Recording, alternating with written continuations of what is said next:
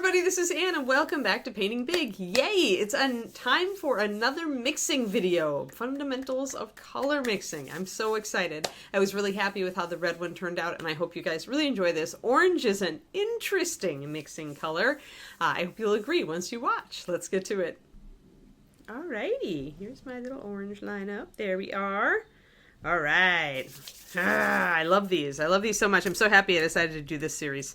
Okay, so let's start out by saying that most oranges used in miniature painting are actually blends of two pigments. There are some orange pigments. Cadmium orange comes to mind, but cadmiums aren't used in the mini painting hobby scene very much, if at all anymore. So in general, most of the time you're dealing with a blend of yellow and red to make up your orange pigments. And in most oranges, there's going to be a lot more yellow pigment than there is red pigment because the red pigment is so dominating, so overpowering. We learned that last month with our mixing reds tutorial, right? So most of these colors are going to have a lot more yellow than they have red pigment. But other than that, what goes into these guys? Because you can have several different reds used in making oranges, and not all of them are the bright fire engine, naphthol, or pyrrole red that you might be used to in your bottle of clear or elemental red or whatever you're using. In addition to this, oxides can be used, most often earthen red, which I have it up here as an orange. We'll get into that in just a moment. But oxides can be used to increase coverage. They will not give you as high chroma or saturated a color because they are a little bit brown.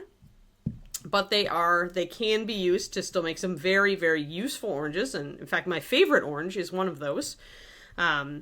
Otherwise, you're dealing with a range of reds. Sometimes somebody will even make an orange mixing in magenta pigment, but that tends to, again, cut down on the vibrancy of the color, so it's not common. Let's actually mix a little bit of white into each of these, just like we did with the reds, and see if we can figure out what is in them.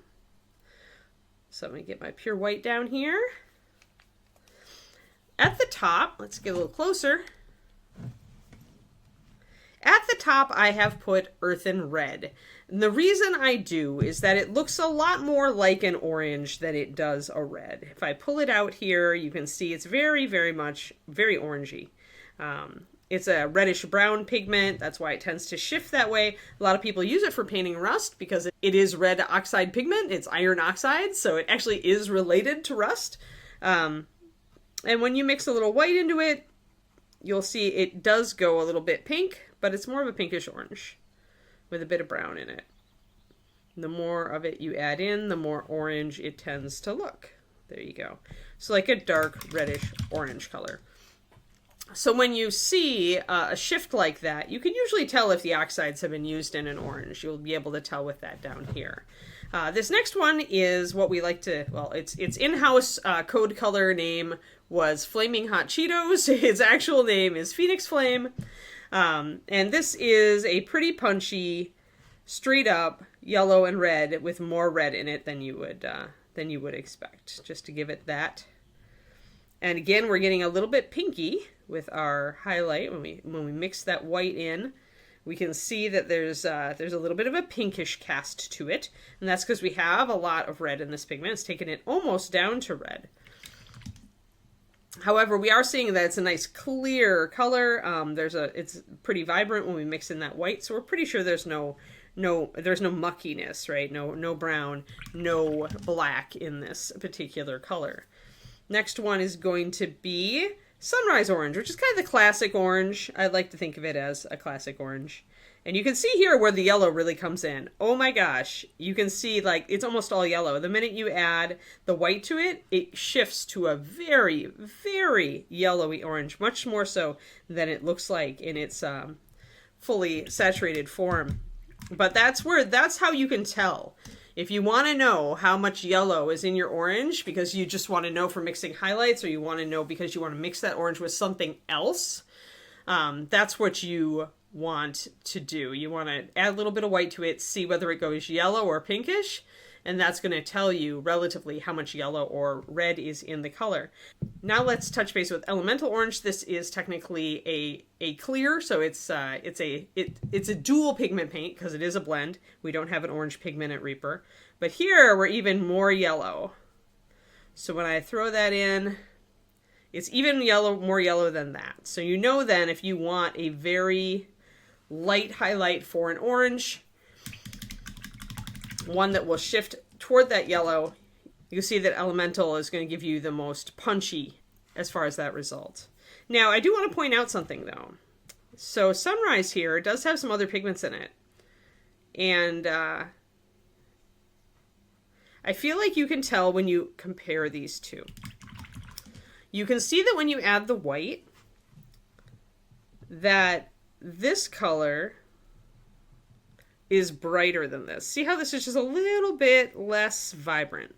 And it's not just that this is more yellow, it's that there's something else in there. There's another color in there that's kind of just not giving you as bright of a result. That's a clue that there is another pigment in Sunrise. It's a clue essentially that it is not a pure pigment color. So it's got something else in it for coverage. It might be a tiny bit of red oxide even, or some white or something.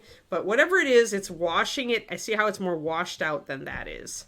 So that's what that white is telling you there when you see that result. That's why it's very useful, just like we did with the reds. In the reds, we were using our elemental red as our control, right? So here, it would be elemental orange. So comparing everything else to elemental orange is going to tell you, oh, this is a little off, so that means there are other pigments in it. Okay, let's look at this next one. This is fire orange. Fire orange definitely has other pigments in it, so we're going to expect it to also go a little mucky, not as bright, not as vibrant, when we mix that in. Now, you don't always want a super hyper color for your highlight. Sometimes you want something a little bit more subdued. Or you want something that's just got more coverage, because I'll tell you straight up that elemental orange does not have coverage. The pigments that go into that color, they're not exactly high coverage pigments. So if you want a lighter orange that is higher coverage, then you go maybe with fire. If you want a mid orange that's higher coverage, you go with Sunrise. That's why those colors are more muddy. That's why we would even add in other pigments, is because you guys want coverage for your base coats, right? So there you are. The other thing that fire is actually really good at is it has a fair bit of white in it, but it works well for fire glow effects with OSL, particularly for smaller flames. I've used it for that purpose before. All right, now we've got one of my favorites, Volcanic. And this color obviously it's got brown in it, right? You can tell it's got oxides in it. And when you mix into it, you can tell that it's not nearly, you can see that brownish color coming out. Now, what this color is brilliant at, however, and this is where oranges can be very interesting, is when you mix black in with them. So let's do that, shall we? So one thing, most oranges will go greenish with black. There's my black pigment. I'm using pure black. It's a carbon black, coal black, lamp black as it's called. So if you take, say, elemental orange, remember it's got so much yellow in it. When you mix black with yellow, you get green. So this will go, interesting, isn't it? It's a brown. You think. If we would mix a little bit more in, then it goes green. All right, so you can see it going a bit greenish there. All right, so this is the introduction to saying browns are also oranges. Browns are, in fact, muted oranges. If we put too much black pigment in, as you see, it goes a bit green, and that's because of all the yellow pigment in the elemental orange. But if we bring in more of the orange to that, it shifts back much more toward a brown. And in fact, you can get some beautiful browns by mixing black with your oranges, and Volcanic is one of my favorite colors to do this with.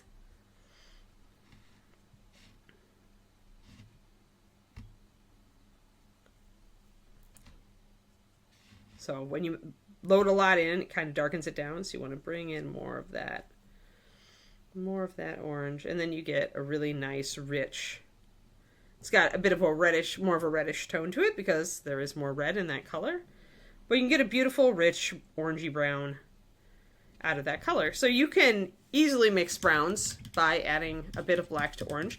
So what this means is that browns kind of count as oranges in a way. You can treat them a lot like oranges. Obviously, there are reddish oranges, just like there are reddish browns. And there are yellowy oranges, just like there are yellowy browns. And the oxide colors especially mix very well with the black pigment. So like, let's take our earthen red and pop some black into it. And that also is going to give us a great brown. Really nice, lovely brown. And if you want to see more about the color, you can always load a little bit more of white in there and then you'll see it shift. And that'll give you more information about that color. This is obviously a very reddish one. So you can see the different browns. We got a very orange brown, we've got a very yellow brown, and we've got a very reddish brown down here. I probably needed a little bit more black in there. There we go. But same thing. Still very reddish brown. So whenever you really want to see the character of a color, you can add that white and you can see this reddish brown, orangish brown, yellow brown. Now the other trick that oranges have up their sleeves is that orange plus a lot of white equals skin tone. Let's use our volcanic orange first, just because it's got a little oxide in it. We want to throw a lot of this in, even more than that. Oh look, it's a skin tone. Amazing. Now these will be very saturated skin tones. This is more of a muted orange. Obviously we've got a little bit of oxide in there and stuff. So it is actually probably a more usable skin tone out the gate. If you threw something like, let's try sunrise. I wouldn't use like elemental for this necessarily because it's a pure pigment color, but, and you want to go much lighter than this. You want to really, really fair skin tone bleach it out. So this is going to be more like peachy flesh once I get it dialed in. There we go. And that also is a skin tone. Magic! It's magic, everybody! Don't you love the mixing magic? I do. So yeah, so plus black with white, and then we've got our skin tones.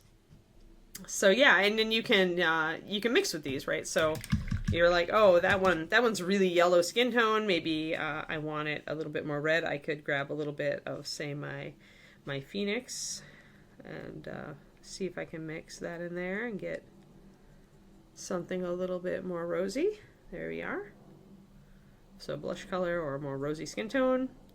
And you can always, if you're adding in more orange, you should always add in more white and make it shift that way. Now we get a much more rosy skin tone over here. You see?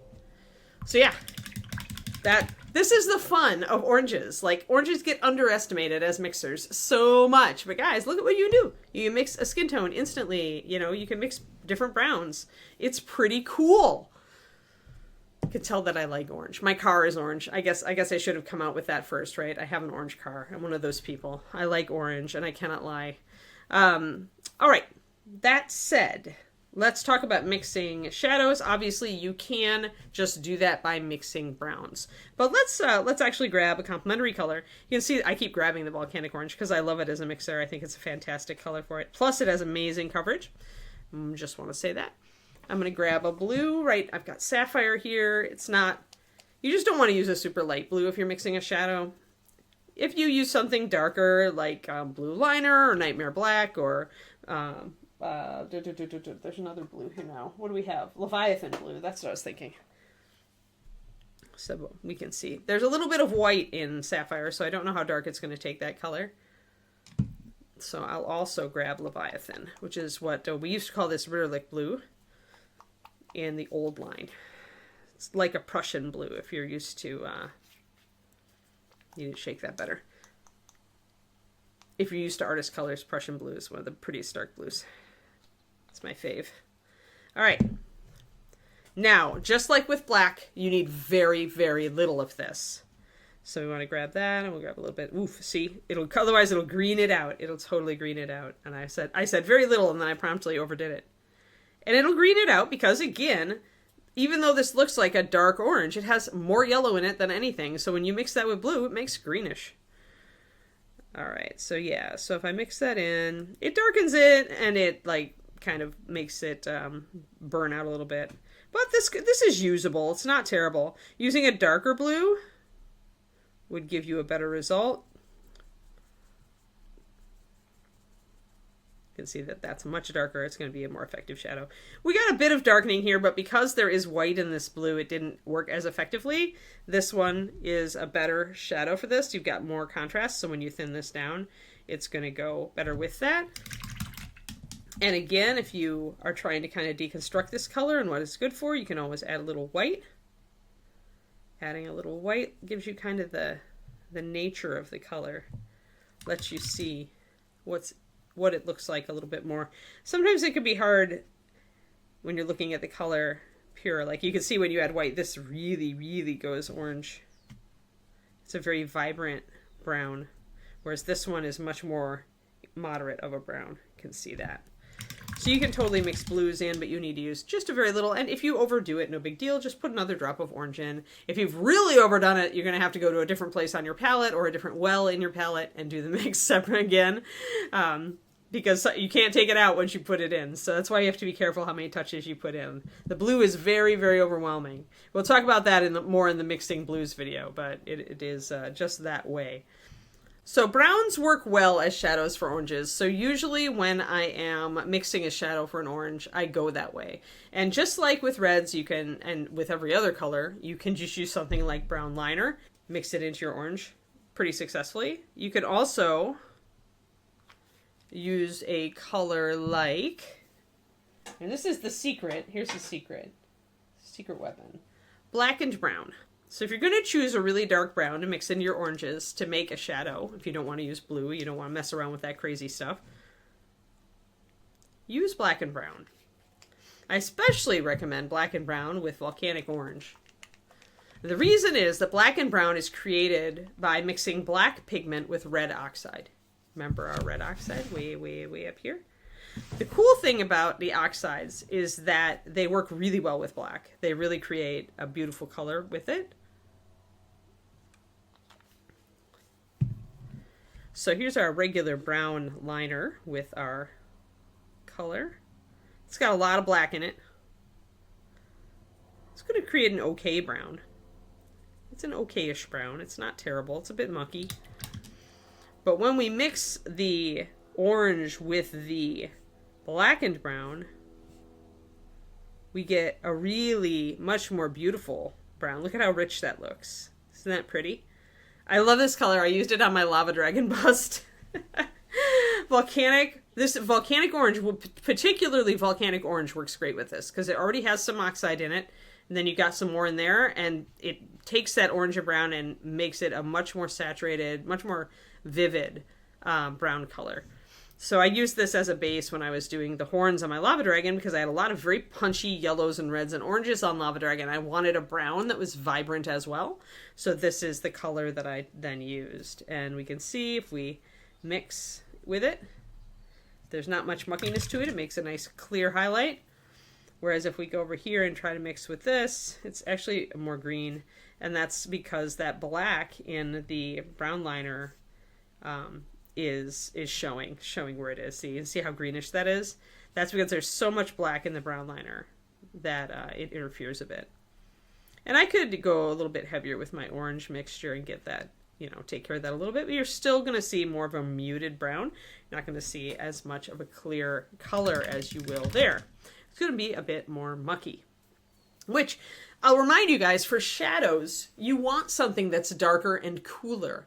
And that ashy tone that black can bring is still cooler, so it still can work. It just depends on what you're working with. With Lava Dragon, because I was using a lot of bright colors, I wanted a more vibrant brown, so I went this way. But either one of these is a fair shadow for orange.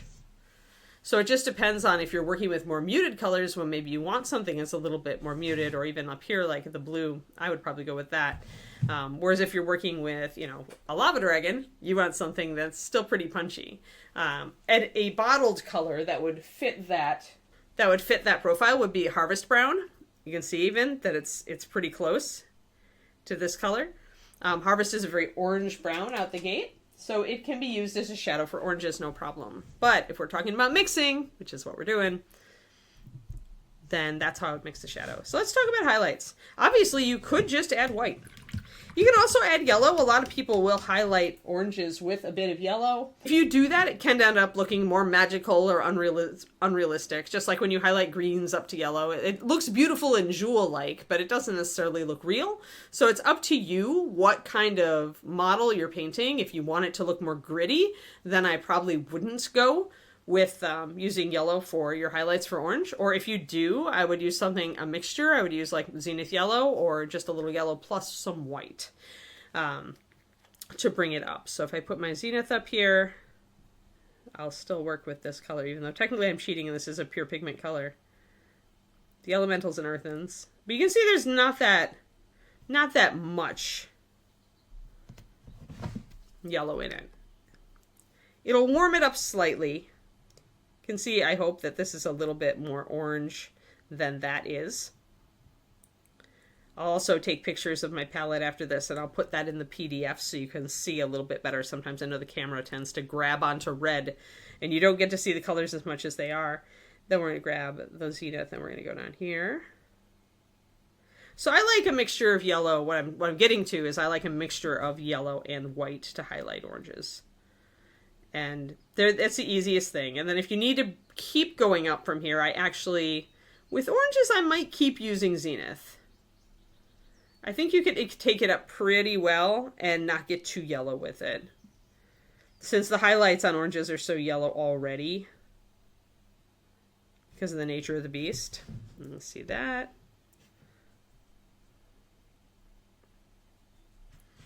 That really gets yellow. That's the elemental, remember. And we'll get that. That works pretty well. And then down here for volcanic.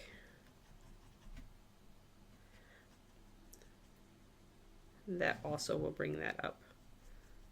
And we can keep some transitions in there. There we are. So you can kind of see how I would do that. But yeah, I mean, when it comes down to it, as I mentioned with the reds, we're used to yellow sunlight, sunlight that's, mostly white light, but it does have a little bit of yellow in it. So highlighting your models like that makes them look more natural. You can always do the more kind of, I call it the GW way, which is more, highlighting red with orange and yellow can be really showy. And I mean, you can do that for magical things and magical creatures for sure. Like, no problem. So like highlighting oranges with bright yellows and then taking that yellow up to white, that would be kind of the equivalent. Likewise, if you shade your oranges with red or oranges that have a lot of red in them, that can give you a very punchy, very comic book look, but it's not going to be realistic. So you got to ask yourself, how am I painting this model? And if you are painting something in like a comic book style or you want it to look that way, then definitely go punchy with everything you can. But if you want a more realistic shadow, like the browner oranges are going to be better. Like I could absolutely take fire orange and use volcanic orange to shade it. Absolutely. These two are both slightly muted oranges. They'd be great. If I painted something with the sunrise and I shaded it with my Flaming Hot Cheetos, aka Phoenix Red, then it would look a lot more unrealistic. Because the shadows for orange cloth aren't bright red, right, in real life. But if you're working with a flame creature, that makes total sense. That's what I did on Lava Dragon, is he's got orange, and then down on the lower part of his chest, he's got this color. So you just have to ask yourself, like, what's your goal when you're using an orange? Are you trying to do, like, realistic saffron robes on a monk, or are you trying to do something like a lava dragon? And just make your choices accordingly. All right, everybody. It's always such a long video when I do these because there's so much I want to talk about. But as always, I'm going to be doing a PDF on this, a companion PDF. It's going to have pictures and it'll have examples. And it lets me go into a little bit more detail than I can even on a video as long as this. If I have any other thoughts on color mixing, I always throw those in. I did on the red PDF for sure. So yeah, that's the $2 tier on my Patreon. That's patreon.com/paintingbig. And you can find PDFs, companion PDFs for every single YouTube video I've done for, gosh, what have I been doing this for 2 years now? It's a long time. All the fundamentals videos I have companion PDFs for, I believe, on that tier. So thank you very much for watching. I hope you have a great day, and I will be back at you next month with my favorite color, yellows.